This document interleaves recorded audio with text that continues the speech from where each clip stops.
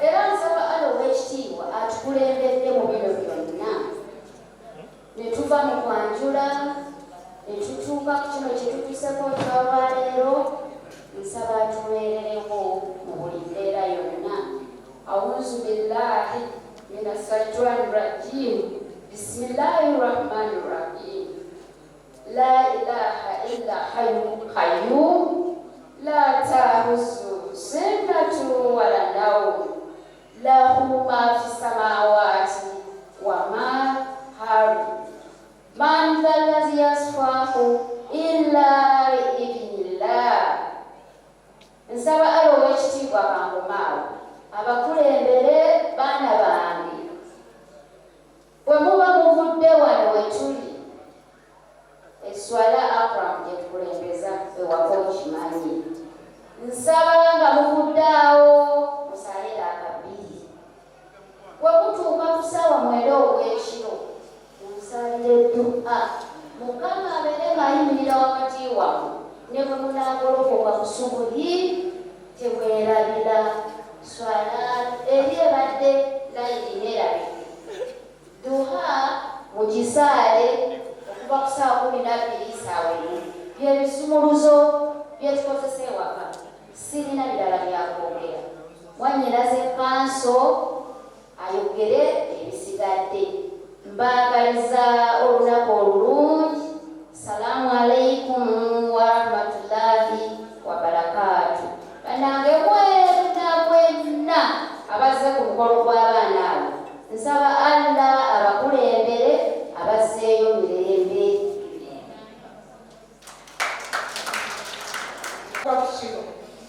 Tusabira n'abaana bange abawala batandika okufumbirwa, Mukama abateeremu obwangu, abalabe n'ekisa, ate abakolere ekiyisa entuufu, si kutomera kubanga bo tebalina kompyuta ekebera mitima. Katonda yakebera oba ala yakola ki? Yakebera. Sijja kwogera bingi nnyo. Nsabira abaana bange balongo, Katonda nga bwe tumusaba abawa balongo aleme kubabisaawo nebyasalongo lyongereze ku kitiibwa kya dokita. Kati waffe enkole tugaba ente, kati nze bawadde ente. Omwaka ogujja nga mugwokubiri awo tujja kulaba engeri gye tusinkanamu oba mwina faamu tulabe ekyokukola, naye nze nja kubaweeka. Mukama agenda kubaweesa naye nga balina ente gye banywamu amata. Obugambo bwebwo, Mukama abakuume mwena n'abaana abo baddayo muteeberere.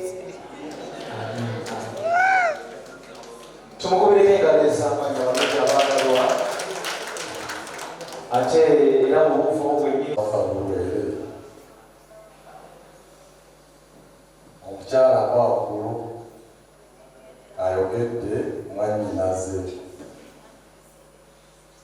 Bano abagole abatuuse ku kkula lino etuyozayoza ffenna kati baana gyeri. Mwebale okutuusa kitiibwa, mwebalire ddala. Sijja kudda mu bigambo bya mwannyinaze kubanga byonna abyogedde bulungi. Nja kuba mbala biseera bya buli omu. Omuzungu akiyita samale. Kati bw'omala okukola samale kumpi kiba kiwedde. Ne konklusioni aba agikoze.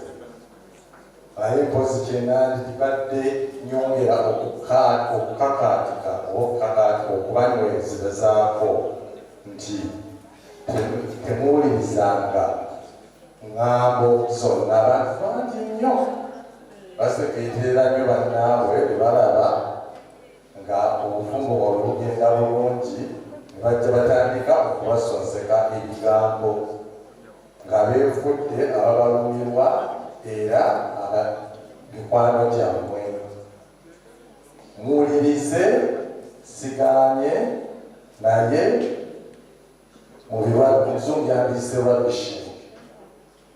Kakati bwe banaaba nga babeekoolodde buli kiseera nga balaba amagezi ge babawadde temugagendeddeeko bajja kubanguka. Obufumbo bwammwe si bwa muntu mulala, Olungereza kye bayita third party. Bw'wabaawo w'owulira nti munno alina waakunyigiriza, mubuulire.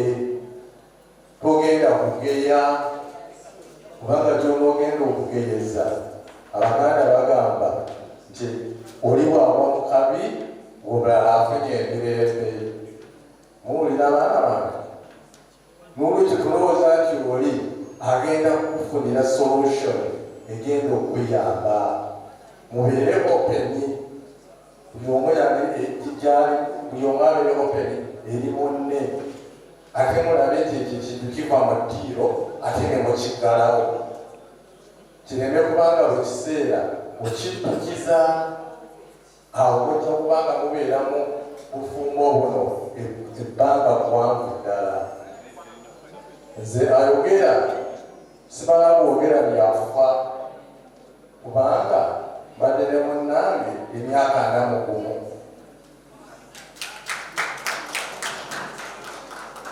Akati ekyo kikulaga bino ebintu tebibeeramu nti waliwo ekkuba ettereevu liti musanga ekiwonvu, musanga n'olusozi. Naye ebintu kyolina okukkiriza nti buli omu, omuzungu kyayita compromise,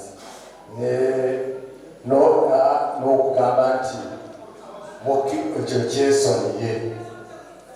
N'olwekyo baana bange mbayozaayoza okutuuka ku kkula lino, naye tetwagala ate kukulina bino ze ndi munnamateeka ow'emyaka emingi ddala ekisukka 40. Naye nze bwenfuna omuntu yenna azze kugamba ngo njagala divorce, soka ne mugamba mugezezaako ekintu kyonna lwaki mugenda mu bya divorce. Ebyo by'abazungu era temubikolanga baana bange. Mwebale nnyo, mwebalire ddala.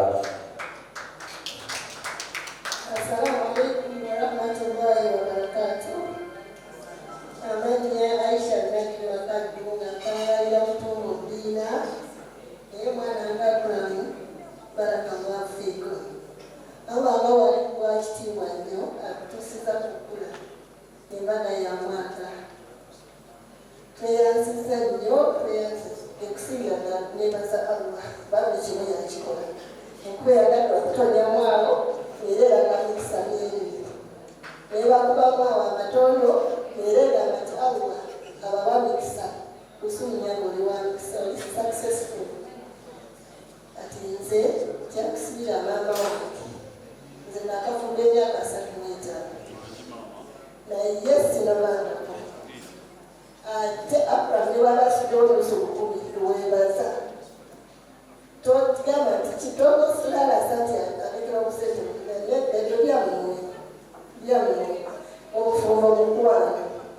Era nsaba abo w'ekitiibwa abawangaze nga mwagalana, temukyusekyuse, abagaggawaze, abakolere ne hijja omwaka ogudde. Yetuwanyamba wadde bana nti mutwerabiranga nti mukoma wano ku mbaga mutunoonye tuli bagaga. Assalamu alaikum warahmatullahi. Wa alaikum salaam warahmatullahi wabarakatuh. Assalamu alaikum warahmatullahi wabarakatuh. Amanya nzakisala zekagaliza mwagaliza ala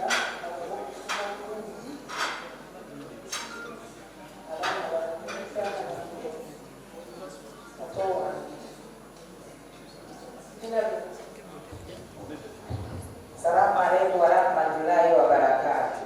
Amanya agambe bakutaka Senjala nkuvire ebugoto. Nze mwana wange Akiramu ne mwana muno mbasibirira bufumbo bulungi ate mufumbe kubanga gwakiramu otulabye ffe bamaama bo.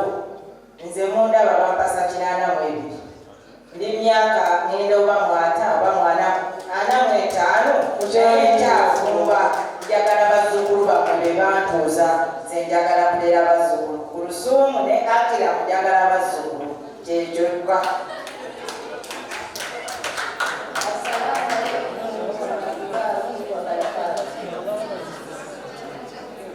Baana bange nze ndi musanyufu nnyo nze ndi musanyufu ddala kubanga Akira maama wakira mwoli yemuto wange namuweeka yemugalaala wange naye Akira n'abaana bange bonna tebampigana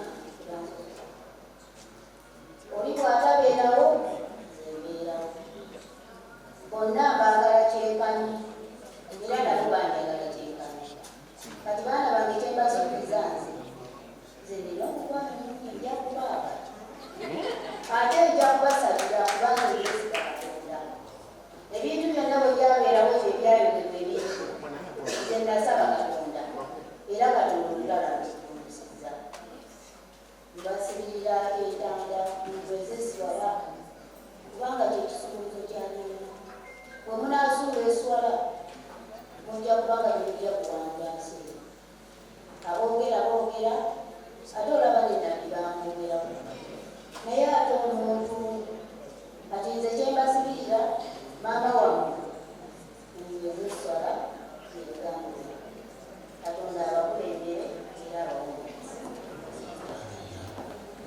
Assalamu alaikum. Njagala okuyozaayoza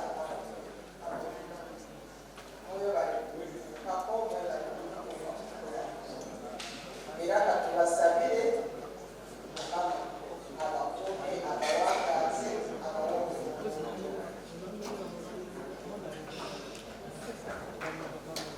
Tubakubireko engalo ez'amaanyi basabire banyabo mwebale nnyo mwebale ddala abalungi abaagalwa nsaba mukkirize nga tubawomba era nga tuwunze